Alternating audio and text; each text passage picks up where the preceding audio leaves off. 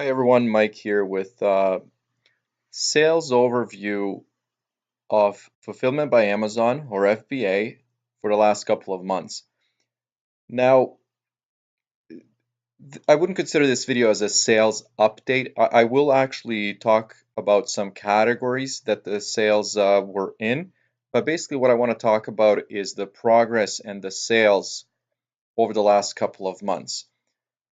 Uh, Even though I'm based in the US, this is my FBA Canada. Now, this was a strategic move that I made after about a year of doing FBA and being involved in that program because I found that the suppliers and the distributors that I made connections with were based in Canada, and it made more sense to me financially uh, to ship things to FBA Canada instead of certain warehouses in the States. Even though I am still making sales in the States and I do ship a lot of products uh, to those fulfillment centers, what I found is more profitable, and for the reasons, the main reason that I've come up with is that the products I've selected and I have access to are very competitive in the States. Now, uh, you know, to say, does that make sense overall and everything? I would say absolutely not. There's a lot more activity. I would say the market is about probably 10 times bigger in the States. But like I said, the products that I was able to get from my suppliers and wholesalers made sense for the Canadian market. Now, like I said, I probably started selling through FBA in January of 2017. And just like everybody else, I started with books. That was one of the things that was actually really easy to get access to. It was actually very even the category itself was open, so I could get into that and start selling right away. Where for other categories, and I'll go into that in a bit, uh, you needed certain number of reviews. You needed your account to be in good standing for a number of months. And when people get started, they don't have access to all those categories. So books are very easy to get into. There's a nice profit to turn with books, and they're actually easy to process. So especially if you have a larger number of the same book, I mean, to scan them into the system and to submit the listing, it's fairly easy. Now, getting back to the Canadian market, as you can see here, I've the date range that I've selected, and I'll go into more specific dates, is from December 1st, 2017 to today, which is March 12th, 2018. The reason I've selected those dates is basically because prior to that, there was no real activity with this account. As you can see, this red graph line is they're basically sales from last year, and this was just a trial period, like I said, when I was starting out. But after that, I really haven't sent anything to Canada until about maybe November, and like I said, the sales were starting to show in December of 2017.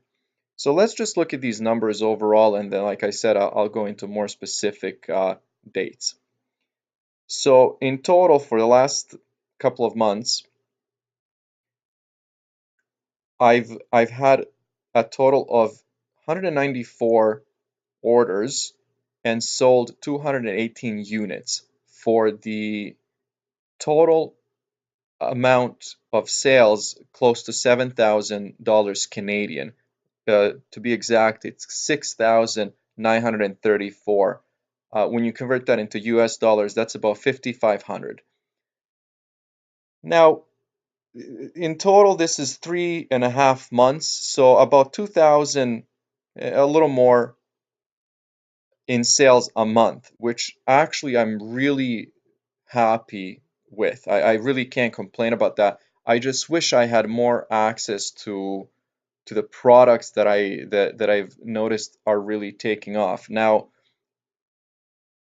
uh, when I'm looking at products and sourcing, I don't always stick to the same category because I'm testing things out. I want to see if there's one category or maybe even just a single product that really takes off that I have access to.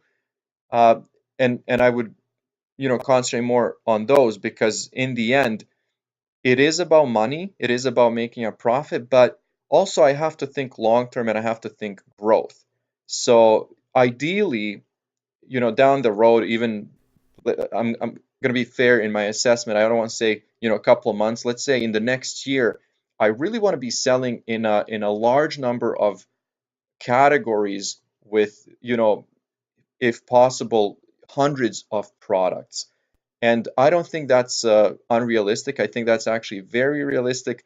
But the main challenge with that is sourcing, and especially because I've decided to concentrate a lot on Canadian market. Uh, it's a little harder. But again, it doesn't really make that much of a difference because I'm doing the same things that I would do here at home. So going down, I just want to talk about some of the categories that I'm selling in right now. And this will actually change as I get closer to the current date. So overall, as you can see, for example, biggest seller category is health and personal care. Second one is sports and outdoors. Now this one here, I think, even though it's under sports, I would say that's also on the probably the health uh, side. Industrial and scientific, this is something that I think it might have been one or two products that I got from that category, and then beauty. Now, beauty, this is strange because, for example, I am not permitted to sell any fragrances or any makeup, but there are certain products that I am allowed to list that fall under the beauty category. And then video games. Video games are great. They go so quickly if you get the right ones. But again, my preference is to only sell brand new products unless it's books. So for me, it's really hard to source those, and especially because I do like to buy products in large quantities. Video games, it's very hard to find them. Let's look at so again, this is from December 1st to March 12th, 2018. Now, if we look at this month specifically, so this would be month to date, and that would be March 1st to March 12th. So the last 12 days, $1,100 or almost 1,200 Canadian for the average sales order of 33 Canadian. So that's about 25 US dollars. And I want to go down and I want to look at the categories again, and this is where you see the difference. So now health and personal care has gone down because I've actually introduced one product in the beauty category that I would say sells probably about 5 to 7 items a day. Again, very hard to source. And if I do get in touch with a supplier that will be able to provide these products continuously, I will be purchasing them, in large quantities and very, very often. Now, the reason I want to point this out is I want to point it out to people that are just starting out and kind of thinking, what should I go into? What is the approach that makes sense? Should I go for the volume game? Should I expand and get into as many categories as possible? What I would say, especially at the beginning, and depending on your budget and your interest, and also maybe even the categories that you're allowed to sell in, if you get one product that is the right product, that is at the right price range, and you get, for example, enough of a return. Let's say for these products, my profit is about 30%, which I would consider actually very good. uh, I would say take that approach. Do a lot of research. do very strategic sourcing and find one, two, maybe up to five products that sell really well if you're able to get a large number of that product. Uh, and the reason I'll say this, so for example, even looking at today, let's see what the numbers are. And so today, one one day of sales, 5 units ordered for the total sales amount of $257 with an average sales price of $51. Now again, sports and outdoors, beauty, and computers and accessories. This is actually the one that I'm trying out. It's the product is a little more expensive. I bought about 10 of them, and I'm just testing out. It's not going as well as I thought, but I really wanted to again expand my inventory.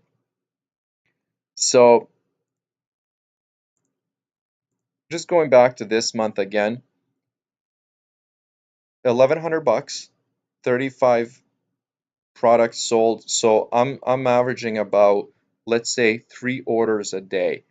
Uh, if you're thinking about getting into FBA, I would say this is probably one of the best programs that I've ever been introduced to, especially if you have easy access to products that sell. And I know that sounds silly, and it's kind of like, of course, uh, but it's hard to find a large number of products that are in demand, let's say. And also I want to use the word valuable because when it comes to profit, they have to be valuable to you. Now, let's just look at the last so we'll look at the, for example, last 30 days, because that's kind of they'll give us the estimate of what the month will look like. So actually, this is my bad, February. So let's look at February. I think you have to be very specific here. So there we go. So this actually has been my average for the last 3 months. My sales have been over $2,000 a month. I'm averaging anywhere from 50 to 80 orders a month, and with about a 30 to 35% profit, which is really good. Going forward, I'll do more specific videos because I want to get into maybe even give up some of the information on specific products, and just to help people out that are starting out. But if you are getting into FBA, do your research, get the sourcing down correct, and it is really, really worth it. If you have any questions or stories you want to share, feel free to leave a comment or ask me any questions, because again, the purpose of this video was to do an overview without going into anything very specific. Again, I'll try to do these videos as often as possible and share some ideas and strategies. If you're interested into merch by Amazon or Etsy sales, I'm also doing those videos. I'm doing sales updates, so please feel free to look at those. But like I said, please ask questions, share opinions. Let's get a discussion going, because I do want to help anybody that's starting out, because I know how helpful that was to me. Again, thank you very much for watching. I'll see you soon.